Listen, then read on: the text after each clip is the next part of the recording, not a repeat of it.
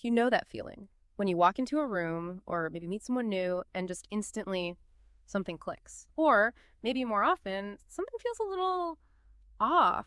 Even when all logic says everything's perfectly fine, it's that weird intuition, that gut feeling whispering that something isn't quite right way before your brain can actually put its finger on why. That's really the mystery we're diving into today. How can we sometimes just know something is right or maybe really wrong in a split second without knowing how we know?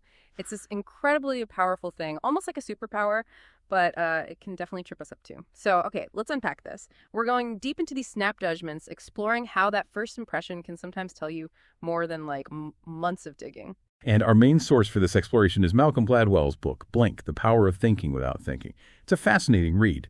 For today, we're really focusing in on the introduction and the first couple of chapters 1 and 2. The idea is to pull out the core insights on, rapid cognition, this thing he calls thin slicing, and sort of peek behind the curtain at how our unconscious mind works its magic. Okay, let's jump right in with that iconic example Gladwell uses, the Getty Koros statue. You have this almost 7-foot-tall marble statue, a nude young man, supposedly ancient Greek, 6th century BC, and incredibly well preserved. Sounds amazing, right? So the J. Paul Getty Museum spends, 14 months checking it out? They talk to historians, trace the paperwork, though, yeah, it was a bit fuzzy. They even get a geologist, Stanley Margolis. This guy spends days looking at the surface, takes a core sample, runs all the high-tech tests, electron microscopes, the works, and his conclusion, it's ancient dolomite marble. It's legit. So the Getty thinks, great. Well, he pays nearly $10 million and puts it on display. Big deal. But okay, here's where it gets really juicy. They show the supposedly genuine statue to some of the world's absolute top art experts, people like Federico Zeri, Evelyn Harrison, Thomas Hoving. And these guys, they don't need 14 months or microscopes. They literally take one look and bam, this immediate instinctive feeling that something is wrong. Like an intuitive repulsion, Gladwell calls it. Zeri apparently just stared at the fingernails. Something about them screamed fake. Evelyn Harrison saw it and just said, "I'm sorry to hear that." Just like that. Yeah, like hearing bad news. And Thomas Hoving, he used to run the Met, his first word was fresh. Fresh? Like Cafe latte from Starbucks, that's how he put it. Not exactly ancient Greek, right? Hmm. And Georgios Dantas, another expert, said he felt like there was a glass between me and the work. They all felt it was wrong, but couldn't quite articulate the why. Wow. So what happened? Did their gut feeling win out?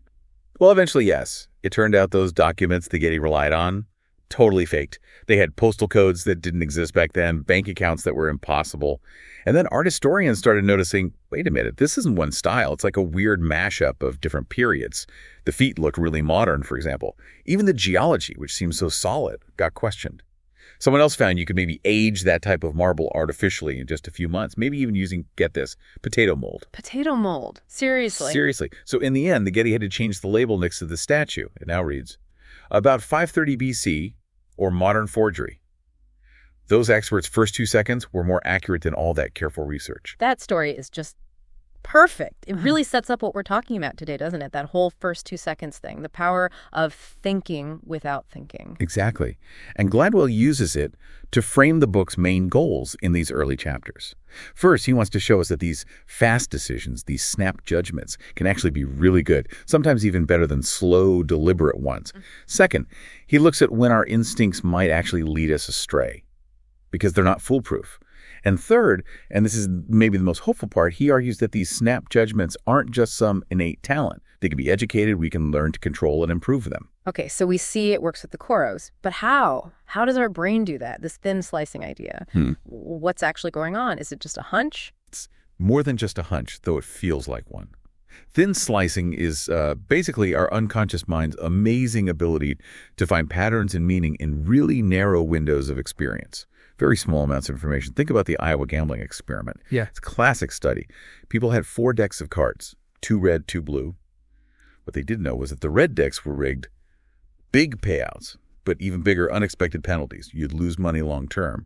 The blue decks were safer, steady games. Now, consciously, people started getting a feeling, a hunch about the bad red decks after maybe 50 cards, and they pretty much understood the game after about 80 cards. That's the conscious brain figuring it out. But, and this is the fascinating part, the researchers measured stress responses. Sweaty palms. And the gamblers started showing stress, getting sweaty palms when hovering over the red decks, after only the 10th card. The 10th card, way before they knew. Way before they had any conscious clue. like 40 cards before the hunch. Yep. And their behavior changed, too. They started avoiding the red decks before they could say why. It's like Gladwell says, their brain figured the game out before they realized they had figured the game out. The unconscious was ahead of the game. Yeah, my jaw is kind of on the floor here. The body knows first. Yeah. That's wild. And it applies to relationships, too. You mentioned John Gottman's Love Lab. This guy can predict with like 95% accuracy if a couple will still be married 15 years later. Just from watching them talk for 15 minutes or even, 3 minutes with good accuracy? What's he seeing? Gottman's method is incredibly detailed, even though the observation time can be short. He uses something called SBAF, Coding-Specific Affect Coding System. They basically code emotions, like 20 different categories: disgust, contempt, anger, defensiveness, you name it. They analyze the interaction second by second. Plus, they hook the couple up to monitors heart rate, skin temp, even little motion sensors under their chairs. The gigolometer to catch restlessness. A gigolometer. Love it. Yeah. All that data goes into his analysis, but fundamentally, it's about observing these tiny slices of behavior and emotion. Like that example Gladwell gives, Bill and Sue talking about their dog, seemed totally normal on the surface. Right, but Gottman's trained observers could see these patterns. Bill was doing this yes, but thing, constantly agreeing, then immediately contradicting. Classic defensiveness. Ah, okay. And Sue? Sue showed subtle contempt, quick eye rolls, maybe a patronizing tone, just this inflexibility, things most people would miss entirely. It wasn't a big fight, but it showed these deep ingrained patterns. Their marital fingerprint, you could say. Marital fingerprint. I like that. Yeah. Gottman calls it the marital DNA, or the fist of the relationship. It's like Morse code in WWII. The British interceptors couldn't always break the German codes, right? But they learned to recognize the individual radio operators just by their unique rhythm, their sending style, their fist. They could track whole units across Europe just by recognizing who was sending the message, even without knowing what it said. It shows you can find these stable patterns in tiny samples. So what's the pattern Gottman found? What's the deadly signature in a marriage? His big insight is the 4 horsemen of marital apocalypse, basically. Defensiveness, stonewalling, criticism, and the worst one, contempt. Contempt? Why is that one the worst? Because, Gottman says, it's any statement made from a higher level. It's about putting your partner down, making them feel inferior. And get this, the level of contempt in a marriage can actually predict how often a spouse gets sick, like with colds. No way, because of stress. Exactly. It impacts the immune system. That's how powerful these thin-sliced emotional patterns are. They have real physical consequences. Wow. Okay, so thin slicing works for gambling, for marriage. Where else? What about, judging someone's personality? You mentioned dorm rooms. That seems odd. It does seem odd. But Samuel Gosling's research is fascinating. He had strangers just spend 15 minutes looking around a student's dorm room. No meeting the student, just looking at their stuff. And those strangers were more accurate at predicting certain traits, like how conscientious the student was, their emotional stability, how open they were to new things than the student's close friends were. More accurate than close friends? How is that even possible? Well, Gosling argues dorm rooms are full of unguarded clues. You've got identity claims, posters, diplomas, things showing who you want to be. Then there's behavioral residue, dirty laundry maybe, or meticulously organized CDs showing what you actually do. And also thoughts and feelings regulators, scented candles, comfy chairs, things used to manage mood. These clues are indirect. They bypass the way we present ourselves, the biases and maybe even self-deception that happens when we talk about ourselves and interact directly. The room tells a more honest story, in a way. Huh. Okay, I can kind of see that. Does it work in really high-stakes areas like medicine? Absolutely. Wendy Levinson studied doctors and malpractice suits. And the surprising thing she found, whether a doctor gets sued has less to do with how many mistakes they actually make. Really? Less about mistakes? Much less. It's more about how they talk to their patients. Basically, as one lawyer put it, people just don't sue doctors they like. It's that simple, bedside manner. Pretty much. Levinson found clear differences. Doctors who didn't get sued spent, on average, about 3 minutes longer with patients. They used orienting comments, like saying, okay, first I'll examine you, then we'll talk about what I found. They listened more actively, even laughed more. And the quality of medical info was the same? No difference found in the quality or amount of information given. It was all about the interaction, the feeling of respect and being heard. And check this out. Nalini Ambati did a study using just audio clips of surgeons' voices. But the clips were content filtered, basically garbled, so you couldn't understand the words, only the tone, pitch, rhythm. From just 40 seconds of this garbled sound, listening to the tone of voice, they could predict which surgeons were more likely to have been sued in the past. Get out. How? Surgeons with a dominant, sort of dismissive tone, more likely to be sued. Those with a less dominant, warmer, more concerned tone, less likely.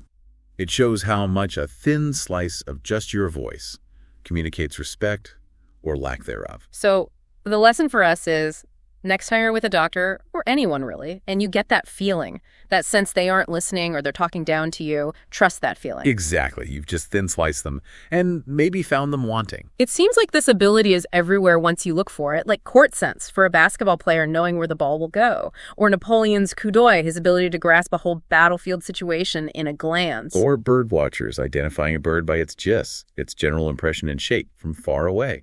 David Sibley talks about that. Or Brian Grazer, the producer, seeing Tom Hanks and just knowing he had this unique likability way before Hanks was famous, he thin-sliced star potential. Okay, so these judgments were fast, powerful, often accurate. But the next big piece is they happen behind a locked door, right? We often don't know how we know. Precisely. Think about Vic Braden, that tennis coach. He knew when a player would double fault just from the serve motion, but it tortured him because he couldn't explain why. What tiny cue was he picking up? He didn't consciously know. It's like the art experts detecting fakes. They don't usually give a scientific breakdown. They talk about a mental rush, or their stomach felt wrong, or even a curious ringing in their ears. It's visceral, not analytical. Like George Soros supposedly knowing when to change market positions because his back starts hurting. Exactly. A powerful unconscious signal. But try explaining that in a quarterly report. Yeah, that's the rub, isn't it? Our world requires that decisions be sourced and footnoted, as Gladwell says. The Getty listened to the scientists' reports, not the experts' gut feelings, even though the gut feelings were right. We distrust the unexplainable. And John Bargh's priming experiments really drive home how much goes on behind that locked door. He did studies where people unscrambled sentences with words related to old age, like Florida, wrinkle, bingo. Okay, what happened? Afterwards, those people walked significantly slower down the hallway than people who got neutral words. And they had no idea. They weren't consciously aware the words had affected their walking speed at all. Another one, priming students with polite words versus rude words. The polite group waited way longer, sometimes indefinitely, to interrupt the experimenter afterwards. The rude group interrupted much faster. Again, no conscious awareness of the link. It even affects test scores. Massively. Thinking about professors made people do better on Trivial Pursuit. Thinking about soccer hooligans made them do worse. And really disturbingly, asking black students to identify their race right before a test similar to the GRE caused their scores to drop by half. Just activating that stereotype had a huge unconscious impact. And the key thing is, people in these studies had no idea why they acted differently or performed differently. None. If you asked them why they walked slowly or why they waited, their explanations were basically random guesses, just noise. They were unaware of the real influence. So why do we have this unconscious system if we're not even aware of it? What's the point? Gladwell suggests it's like having a mental valet. Our unconscious handles all the minor mental details, constantly processing information, making quick judgments, freeing up our conscious mind to focus on the big picture, the main tasks. You see the importance of this valet when it's damaged. Antonio Damasio studied patients with damage to a specific part of the brain, the ventromedial prefrontal cortex. What happens to them? They become, in a way, perfectly rational. Their logic and intelligence are intact, but they lack judgment. They can't make simple decisions. Like, they'll analyze endlessly which day to schedule an appointment, weighing pros and cons forever, but never actually choose. In that gambling experiment we talked about, these patients could intellectually understand that the red decks were bad. They could tell you that. But they never developed the hunch. No sweaty palms. And crucially, they never stopped picking from the bad decks. They kept losing money. Wow. So there's a complete disconnect between knowing something intellectually and actually acting on it or feeling it. Exactly. That's the disconnect between what you know and what you do when the unconscious valet isn't there to guide behavior through feeling and intuition. Which leads right into what Gladwell calls the storytelling problem. We feel compelled to explain our actions even when the real reasons are hidden from us, right? So we make up stories. We absolutely do. Look at those speed dating experiments by Iyengar and Fizman. Before the event, people would list the traits they valued most in a partner, intelligence, sincerity, whatever. Okay, makes sense. But then during the actual speed dates, The people they were actually attracted to often didn't match those stated preferences at all. And then, right after the dates, their stated preferences would temporarily shift to match who they just liked. Seriously, they changed their minds about what they wanted. Temporarily. A month later, their preferences often went back to the original list. It shows this gap between our conscious ideal self and what our unconscious is drawn to in the moment. We confabulate reasons after the fact. Vic Braden found this with elite athletes too. He asked Andre Agassi about his forehand, specifically his wrist. Agassi described rolling his wrist over the ball, but when Braden analyzed high-speed footage, Agassi's wrist barely moved at impact. So Agassi didn't even know his own technique. Not accurately, no. Same with Ted Williams, the baseball legend. He swore he watched the ball hit the bat. Braden's research showed that's physically impossible. The ball moves too fast in the last few feet. They were both telling plausible stories about actions driven unconsciously. Like Norman Mayer's two ropes experiment. That's the classic, isn't it? People are stuck trying to figure out how to tie two ropes hanging from the ceiling too far apart to reach both. Right. Most people couldn't solve it. Then Mayer would subtly walk by and brush one rope, making it swing gently. Almost immediately, people would get the idea. Use one rope as a pendulum. The light bulb moment. But here's the thing. When asked how they solved it, almost nobody mentioned Mayer brushing the rope. Only one person out of the group did. The others made up stories. It just came to me, I thought about monkeys swinging, plausible but totally incorrect explanations for the unconscious suggestion. We just can't stand not knowing why we did something. It seems that way. Gladwell points out our profound ignorance of the things that affect our actions, but crucially, we rarely feel ignorant. We feel like we know. Maybe we need to get better at just accepting our ignorance sometimes, saying, I don't know more often. It's a challenge, but it's also kind of amazing, isn't it? It shows that even when we feel stuck, like those people with the ropes, our unconscious mind is often churning away, sifting through possibilities, guiding us silently and surely. We really do seem to have these two distinct minds working together, or sometimes apart. So wrapping this up, the big takeaway from this part of Blank is just how incredibly powerful those first 2 seconds can be. Our ability for rapid cognition, for thin slicing, it's extraordinary. And that locked door is key, too. Remembering that so much decision-making happens unconsciously, and we often can't explain why we know something, even when our intuition is dead on. It's the mystery and power of that hidden part of the mind. But it's not just magic, right? That's the hopeful part. The unconscious is powerful, yeah, but it can be flawed, it can be influenced by biases we don't even know we have.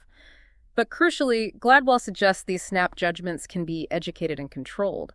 It's a skill we can potentially hone. Definitely. And maybe a final thought to leave you with comes from Marion True, the Getty curator involved with the Koros statue. After the whole thing unraveled, she reflected and said something really telling. What was that? She said, I always considered scientific opinion more objective than aesthetic judgments. Now I realize I was wrong. Wow. So the question for you listening is, how much do you trust your own first 2 seconds? Yeah. And maybe the next time you have one of those strong, immediate reactions, can you just sit with the mystery of how, even if you can't put it into words, it's worth noticing that unconscious valet working away in your own life. Digging into some really incredible material today, all about those lightning fast first impressions we make. How they can be incredibly powerful, but also, surprisingly misleading sometimes. Definitely. Our sources for this deep dive are Chapter 3 and Chapter 4 of this fascinating book that really challenges how we think about intuition. And our mission today, basically to peel back the layers on how our minds make these rapid decisions, when they get it brilliantly right, when they fail spectacularly, and, crucially, what we can maybe learn from that. And the big question weaving through all of this is, how much can we really know in just a blink? And how much can that same blink just completely fool us? So let's kick things off with a story that really sets the stage. Picture this. 1899, Globe Hotel Garden, Ohio. Two guys getting their shoes shined. One is Harry Daugherty, a sharp political operator. The other, a newspaper editor named Warren Harding. Daugherty looks at Harding, and apparently he was just instantly overwhelmed. Harding had this incredible look, Roman, graceful, handsome, great voice, the work. Wow, quite the first impression. Totally.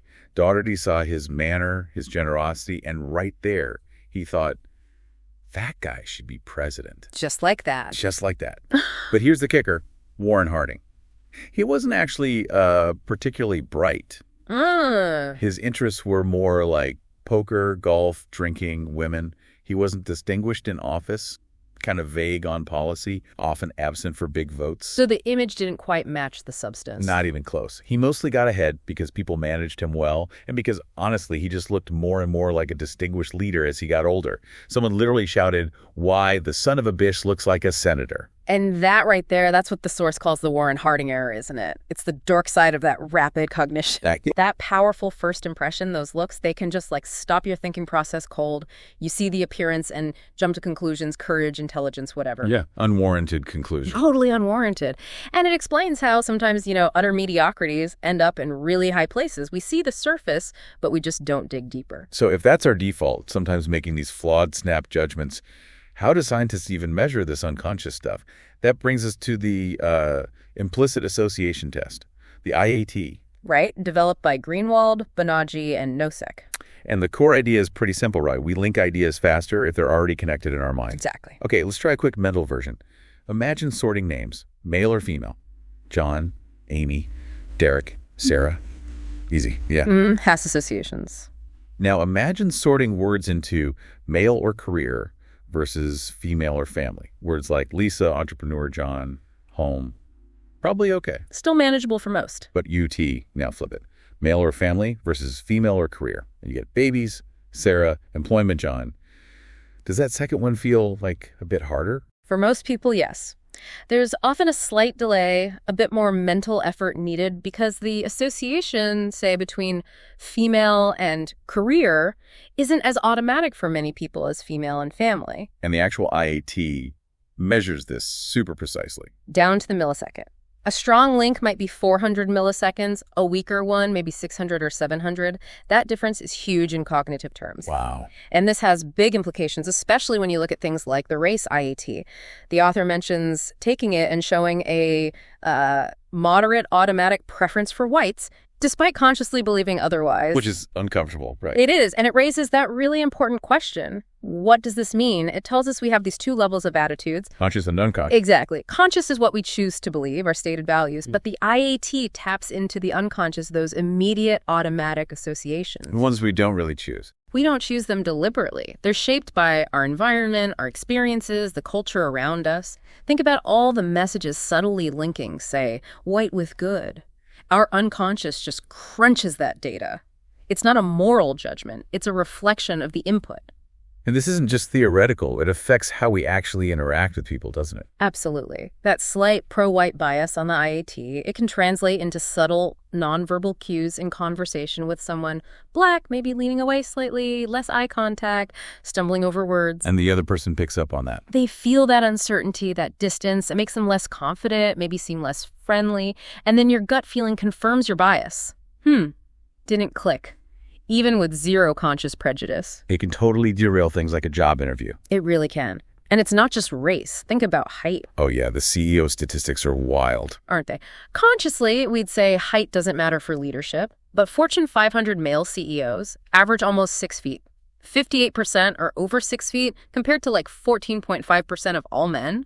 And nearly a third are over 6'2". That's crazy compared to the general population. It's a classic Warren Harding error again. We unconsciously associate height, that physical presence, with leadership ability. And it literally pays off. Massively. That study found something like $789 per inch per year in salary. Adds up to hundreds of thousands over a career. It just makes you wonder, how do we deal with biases we might not even know we have? Yeah, that's the huge challenge. Okay, so if snap judgments can go wrong like this, how do we foster the good kind of rapid cognition? This brings us to structure for spontaneity. And another great story, this time about a Marine named Paul Van Riper. Ah, Van Riper, the gunslinger. Right, known for intuitive decisions in Vietnam. He becomes the antagonist in this massive war game, Millennium Challenge 02. The $250 million war game. Exactly. Blue team, representing the U.S., has all the tech, all the analysis tools, operational net assessment, effects-based operations, this common relevant operational picture, basically trying to map out everything about the enemy. They wanted to eliminate the fog of war entirely. Left the fog, yeah. But Van Riper, His whole philosophy was different. Completely. His experience, his reading of Clausewitz told him war is messy, unpredictable. He thought all that rational analysis was kind of useless in the midst of battle. He actually compared Marines to Wall Street traders, didn't he? He did. He saw them as soulmates, both needing to make fast decisions under pressure with incomplete information. So Blue Team starts the game, super confident, issues an ultimatum to Van Riper's Red Team, thinking they know exactly how he'll react. Because their computers told them so. But then, He doesn't do what they expect at all. not even close. They cut his fiber optics, thinking he'd have to use satellites they could monitor. He just laughs. Right. He uses motorcycle couriers, messages and prayers, old WWII signal lights for his planes. Total unpredictability. And then, wham!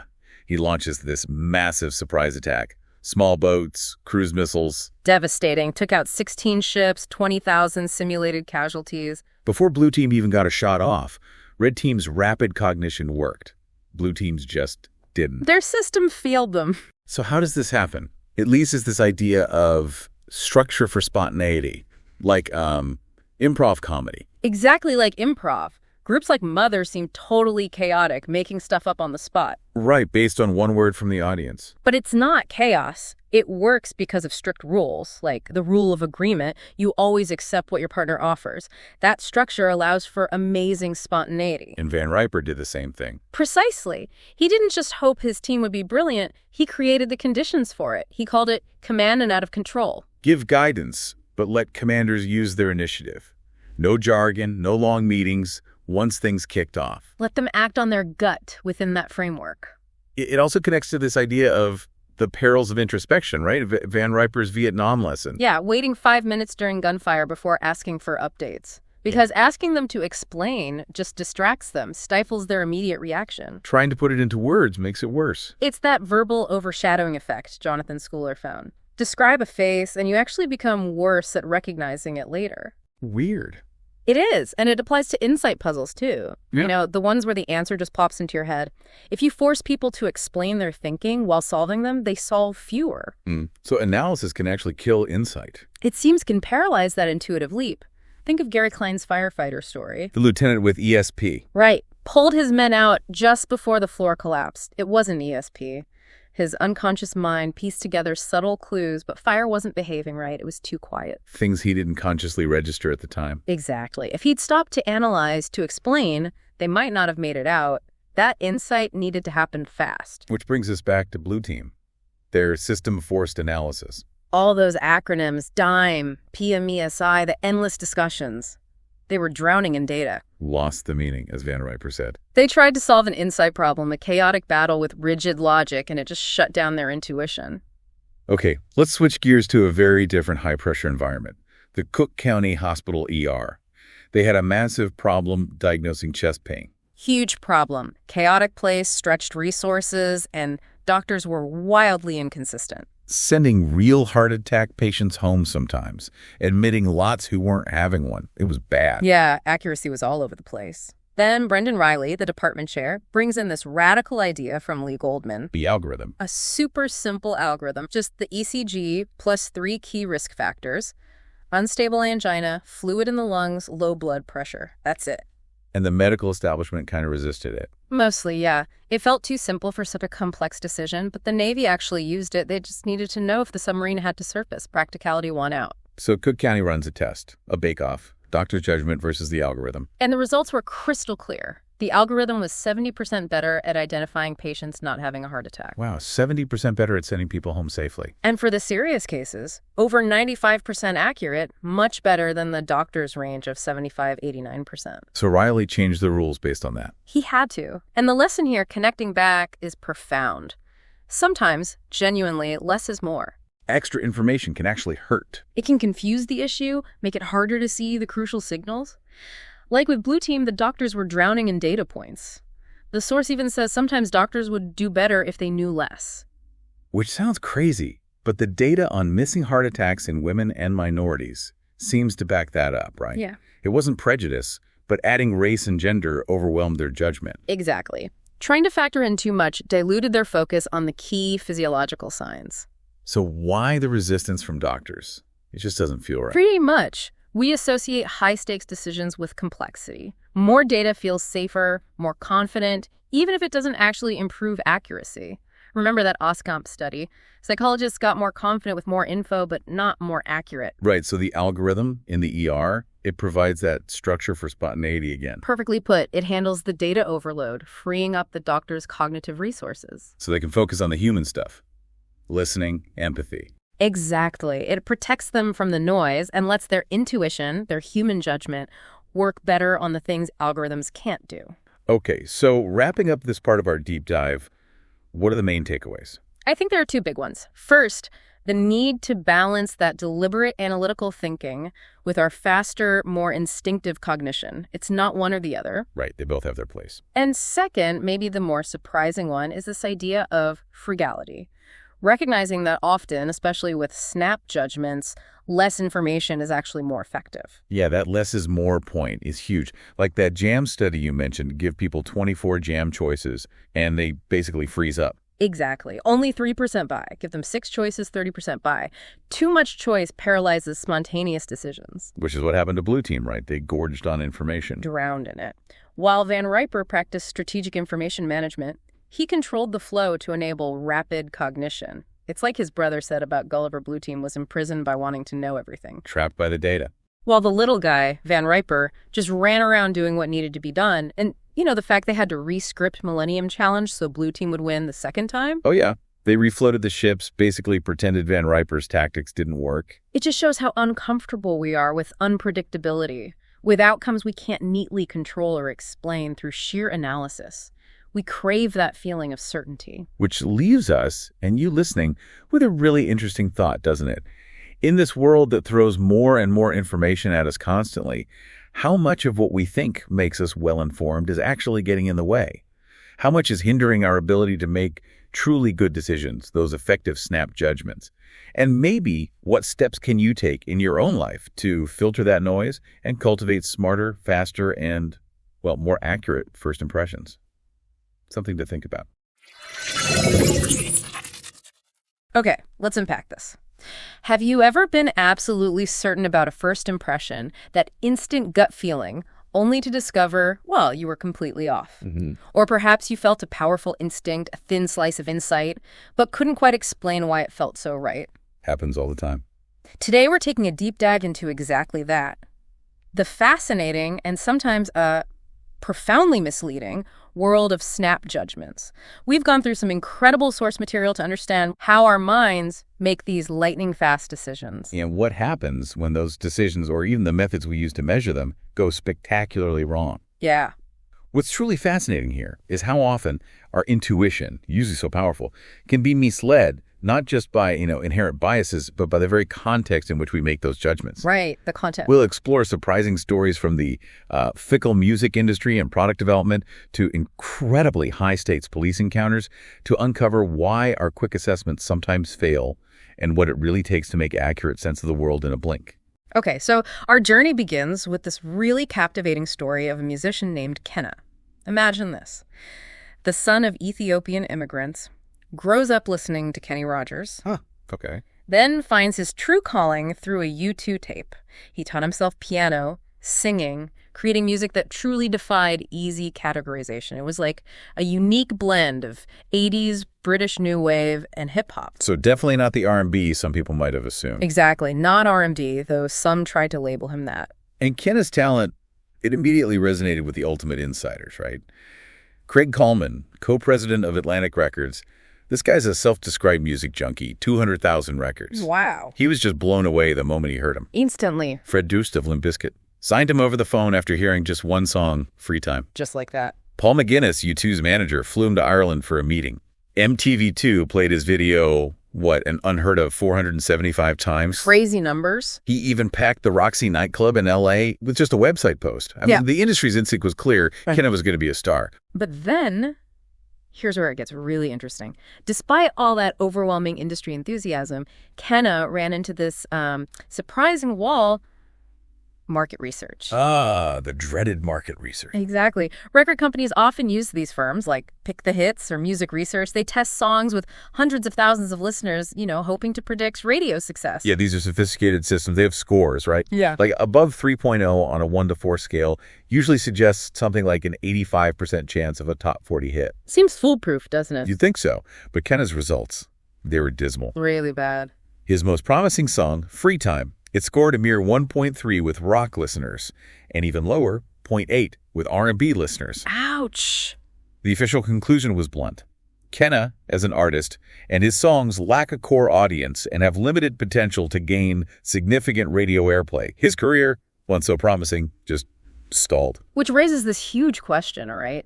If the experts, the ones who live and breathe music, loved him, why did this seemingly scientific market research fail so spectacularly? The million-dollar question. That's a fantastic question because it turns out finding out what people truly want isn't as simple as just, asking them directly. We see this even in political polling, like Dick Morris's work for Bill Clinton, which actually adapted movie industry techniques to gauge public opinion. It feels logical to just ask, But our sources show people can't always explain their spontaneous opinions, their decisions, especially those that come from the unconscious mind. Right. It's perfectly illustrated by the infamous Pepsi challenge. Remember that? Early 1980s. Oh, yeah.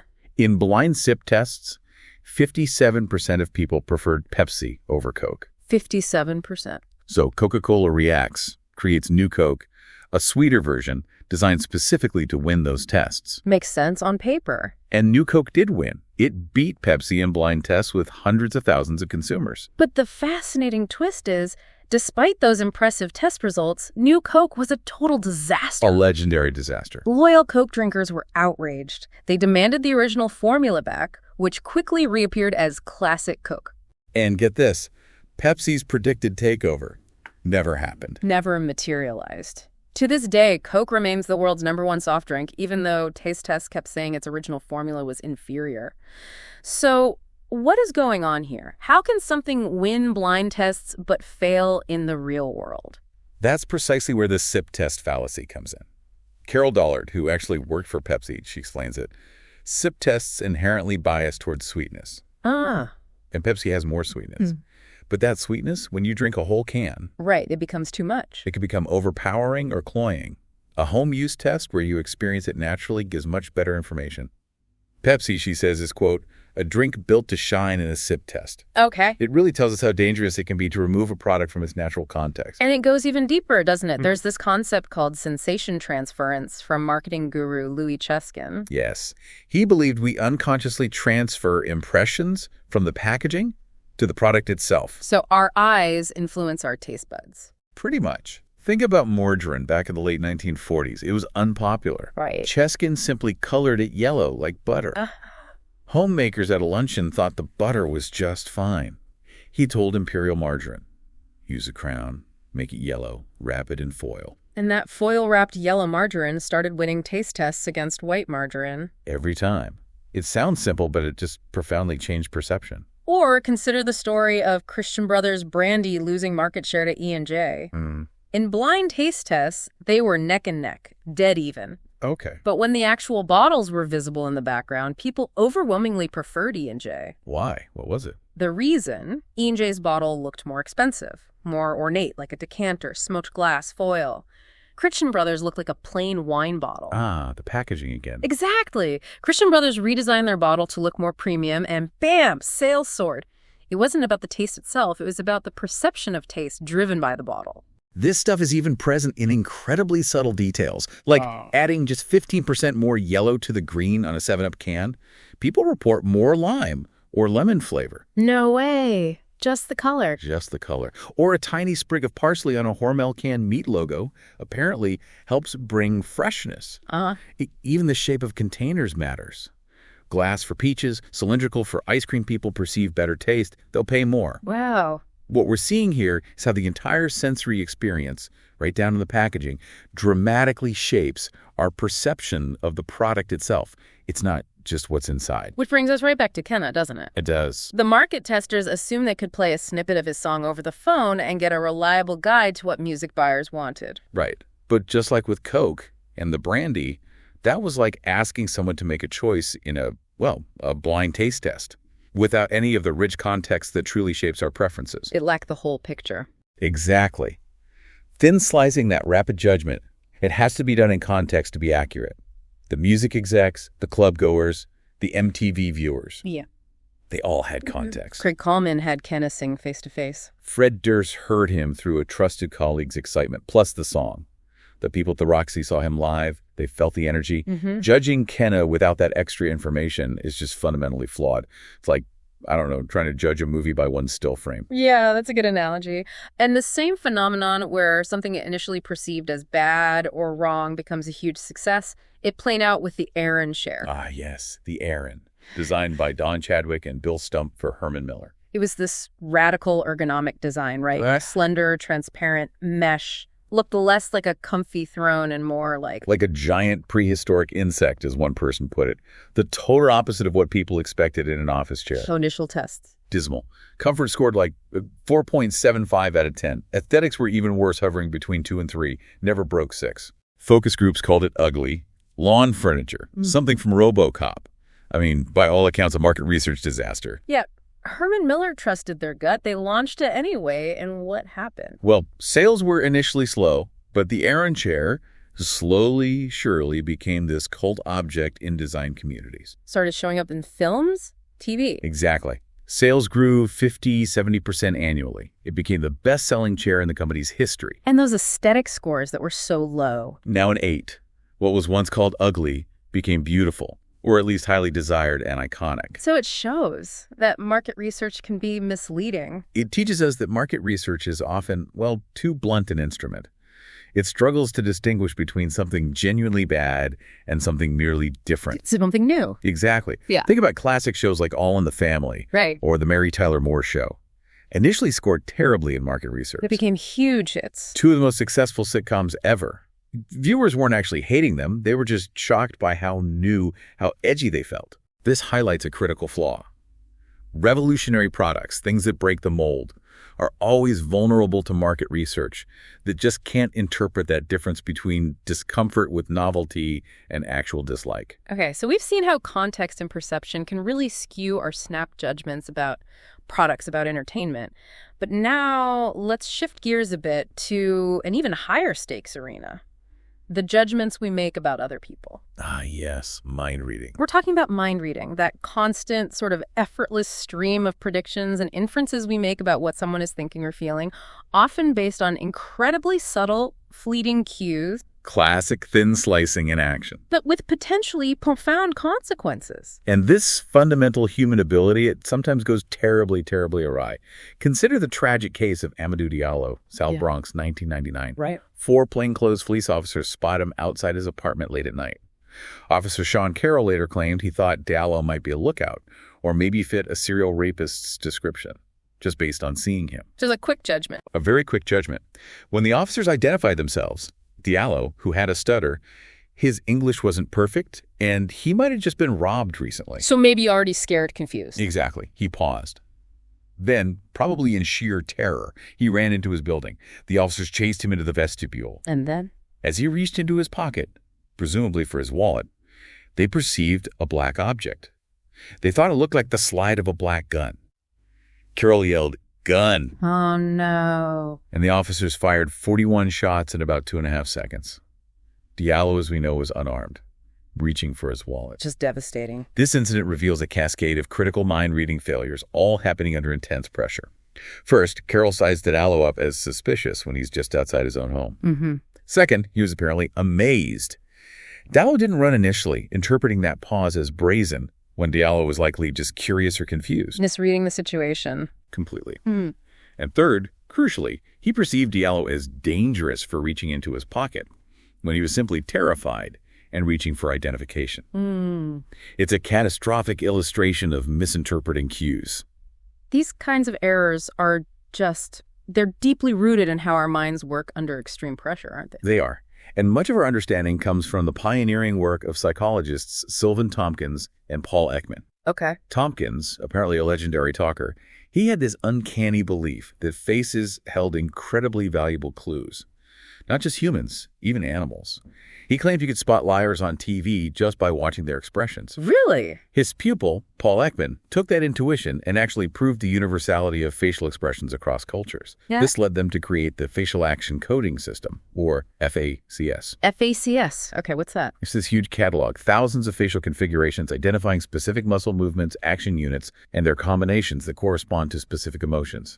It's a remarkable tool used in everything from marriage counseling to animating characters in movies to make them look realistic. And here's where it gets particularly interesting, right?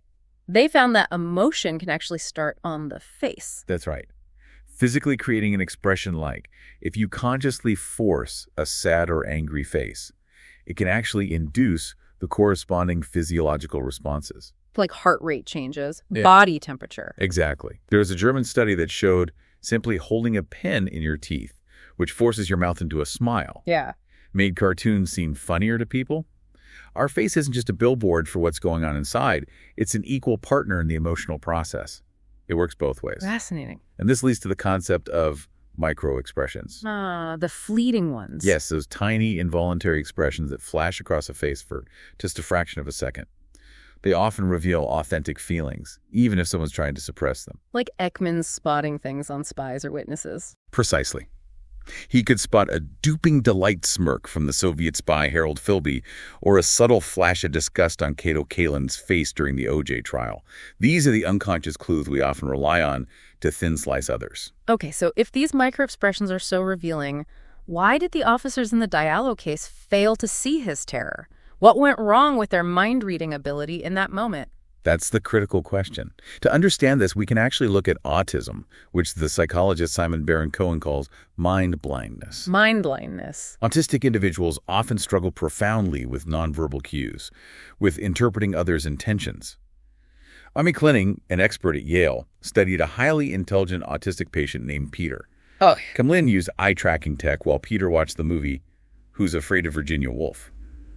Now, a typical viewer looks at faces, follows gestures for emotional context. Right, you track the interaction. Peter didn't. He didn't follow pointing gestures. And in this really passionate embrace scene, you know where he looked? Where? A light switch, instead of the actors' faces. A light switch. For him, faces were just objects, which brain scans confirmed. He gravitated toward things that mean something to him, like the switch, rather than the complex, messy human interaction. That really illustrates what happens when mind reading fails. Peter, despite his high IQ, makes these catastrophically wrong social conclusions. Yeah.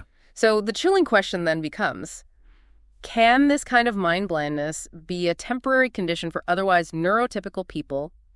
Can stress induce it? Our sources strongly suggest yes, especially under extreme stress. Criminologist David Klinger interviewed police officers involved in shootings. And what did he find?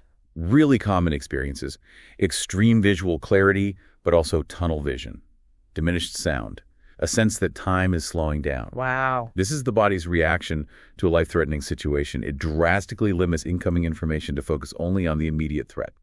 It's a survival mechanism. But one that can severely impair complex social judgment. Exactly. It shuts down the nuance. This stress response, while it's evolutionary, it can be pushed too far.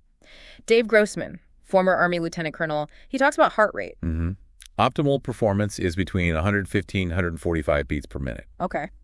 Beyond 145 BPM, bad things begin to happen. Complex motor skills break down. And at 175 BPM, What happens then? the forebrain, the part for reason, complex thought, essentially shuts down. The midbrain takes over. Grossman calls it the part of your brain that is the same as your dog's. Like pure instinct. Pure instinct. Yeah. You can't reason. He says you're effectively arguing with a dog. That's a stark image. And this state of high arousal, it explains why many police departments have actually banned high-speed chases. Right. It's not just the danger to bystanders. No, it's the fact that chases push officers into this dangerous state of mind blindness. It leads to tragic incidents like the Rodney King beating or the shooting of Robert Russ in Chicago, killed at the end of a chase, just sitting in his car. Because the officer's thinking just narrowed. Exactly. It relied on a rigid and unyielding system, a stereotype, because their rational mind was effectively offline. The stress took over. A critical factor here seems to be white space, right? That distance between a target and an assailant. Absolutely crucial. In the Reagan assassination attempt, Hinckley was just too close to the Secret Service agents. There was no white space. So no time to react, thoughtfully. They had only 1.8 seconds. They fell back on primitive impulses, not complex judgments. When you remove time, you often get the lowest quality intuitive reaction. That intense time pressure forces reliance on stereotypes because there's simply no room for nuance. That's it. And this is precisely why police training is so crucial and why specific tactical procedures are developed. Yeah, the one-officer car thing? Right. One-officer cars, interestingly, lead to fewer complaints and injuries than two-officer cars. Why is that? Because a single officer is apparently not as prone to ambush and, crucially, allows more time. They literally slow things down. And procedures, like an officer standing behind a pulled-over car with a flashlight pointed at your lap, they're designed to make it nearly impossible for you to draw a weapon quickly. It buys the officer that critical extra fraction of time to avoid an instinctive, potentially fatal decision. Time equals better judgment. There was that study in Dade County that really drove this home. Officers were great face-to-face with suspects, like 92% right actions. Pretty good. But terrible in their approach to the scene. Only 15% adherence to training before the contact. Big difference. But here's the kicker.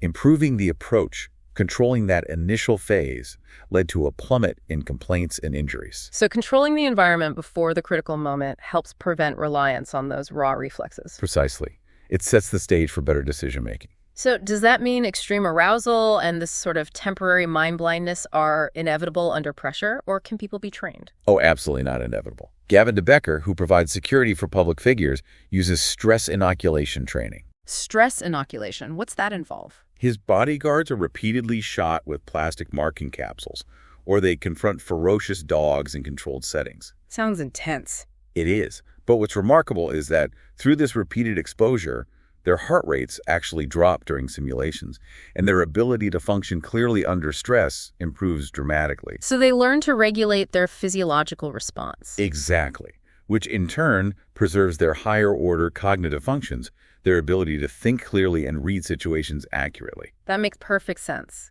It suggests mind reading isn't just some innate gift. It's a skill. It improves with practice. Totally. Sylvan Tompkins, for example, studied his infant son for hours, painstakingly building this mental library of emotional patterns. Like learning a language. In a way. Yeah. And Paul Lekman's training tapes. They can teach people to spot microexpressions in just 35 minutes. That quick. Apparently. And interestingly, people who've had stroke victims in their families or maybe grew up in abusive childhoods, people who had to become hypersensitive to reading others just to navigate their world. They often excel at this. They often do. They've had a kind of involuntary stress inoculation and years of practice. Right. And we see the powerful impact of this training and experience in police work, too. There's a story of a veteran officer chasing a 14-year-old gang member who pulled a chrome .25 auto, a gun. High stress moment. Shoot or don't shoot. Exactly. But the officer didn't shoot immediately. He watched the gun, yes, but he also saw the fear in his face. He said, "Something in my mind just told me I didn't have to shoot yet." Wow. His experience, his training, allowed him to sort of stretch out that fraction of time, gather crucial information until the last possible moment. He made a nuanced, life-saving snap judgment instead of just a purely reactive one. That's the difference. Controlling the impulse, using the thin slice effectively. That's the power of it when it works right. Okay, so our entire discussion today, it really leads to this powerful, unifying lesson, doesn't it? About the profound, sometimes insidious influence of context and bias on our rapid cognitions. Absolutely. We started with Kenna, brilliant music, but ironically untestable by those standard market research methods. We explored the subtle ways our eyes and expectations corrupt our taste buds, like with Pepsi in the Aaron chair. Right, this sensation transference. And we've just grappled with the devastating consequences when mind reading fails under stress, as in the Diallo case. The overarching theme here, if we connect this to the bigger picture, is the inherent fragility of our first impressions, especially when those impressions are supposed to be objective. Yeah. And this is perhaps best exemplified by this quiet revolution that happened in classical music audition. Ah, the blind auditions. Exactly. For centuries, it was just sort of accepted wisdom that women simply couldn't play certain masculine instruments like the trombone. Just pure prejudice. Pure prejudice. No scientific basis whatsoever, just ingrained bias. So take the extraordinary case of Abby Conant. Incredibly talented trombonist. Okay. She applied to the Munich Philharmonic. Her letter began, "Dear Herr Abby Conant." They assumed she was a man. Uh-oh. She then performed this demanding warhorse audition piece, but here's the key. She did it behind a screen, completely invisible. So they only heard the music. Only the music. Yeah. The committee was apparently floored. The music director cried out, "That's who we want," a pure, unbiased judgment of sheer talent. But then Then, the small miracle, as the source calls it, happened when she stepped out from behind the screen. They were expecting a man. She was a woman. oh, wow. What happened? Despite passing 2 more rounds, she was later demoted. Her music director actually told her, quote, "We need a man for the solo trombone." Unbelievable. She fought it for 8 years in court, and she ultimately won. Why? Because the undeniable objectivity of that first blind audition where her performance spoke entirely for itself just could not be rebutted. It was clear proof of bias overriding objective assessment. That story really highlights how pervasive this whole listening with your eyes phenomenon truly is. It really does. The classical music world used to audition musicians in dressing rooms. Conductors claim they could instantly gauge quality, even distinguish gender just by the sound. Which sounds absurd now. Totally. One musician noted the dissonance between what you see and hear, how looking at a performer's posture or the kind of instrument they played immediately biased judgment. Even Julie Landsman, a French horn player, admitted she listened with her eyes when there weren't screens. It unconsciously influenced her judgment. It's just so easy for our snap judgments to be corrupted by irrelevant information. But over the past 30 years or so, screens became commonplace in U.S. orchestras. Right, the blind audition became the standard. And an extraordinary thing happened. The number of women in top orchestras increased 5-fold. 5 times. Wow, that's dramatic. The first time the Met Opera used blind auditions, all 4 violinists hired were women. That had simply never happened before. And it wasn't about quotas or anything? No, not at all. It was purely about objectivity. It simply allowed the best musicians to be chosen, regardless of gender. Better objectivity led to better musicians. Which leads to better music. Exactly. The lesson here seems incredibly clear and really actionable. We are often far too careless with our powers of rapid cognition. We just don't appreciate how easily they can be biased by external, often irrelevant cues. Mm-hmm. But the powerful insight from all this, it seems, is that if we can identify and control the environment in which these snap judgments take place, Like putting up a screen. then we gain this remarkable ability to control rapid cognition itself. We can help ensure our quick takes are as pure and accurate as possible. Thomas Holving, the famous art expert, he understood this implicitly. How so? When evaluating new art, he'd have it covered with a black cloth or hidden in a coat closet for a kind of surprise first impression. To avoid preconceptions. Exactly. To ensure total concentration without any preconceived notions coloring his view. He didn't see his unconscious as some magical, untouchable force, but as something he could consciously protect and control and educate. Through managing the environment. Through environmental manipulation, yeah.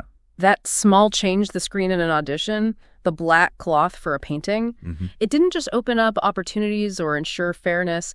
It allowed orchestras to hire better musicians, leading to better music. Better outcomes all around. It's a powerful testament, really, to the idea that by paying careful attention to the tiniest details in those first 2 seconds, those crucial thin slices, we can achieve astonishingly accurate and fair outcomes. So what does this all mean for you, listening right now, whether you're evaluating a new product, a piece of music, maybe making a quick judgment about another person? Remember the delicate balance of your unconscious mind. Our snap judgments are incredibly powerful tools, absolutely essential for navigating the world, but they are also incredibly fragile.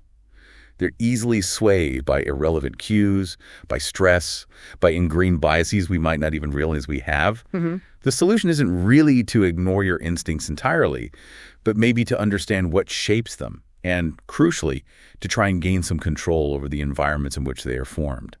So perhaps this raises an important question for you. Where in your own life might you be listening with your eyes instead of truly hearing or seeing or assessing? Yeah. And how might you intentionally create or control the environment around you to allow for a purer, maybe more objective first impression? The surprising truth seems to be often the simplest changes can lead to the most profound shifts in how we actually understand the world.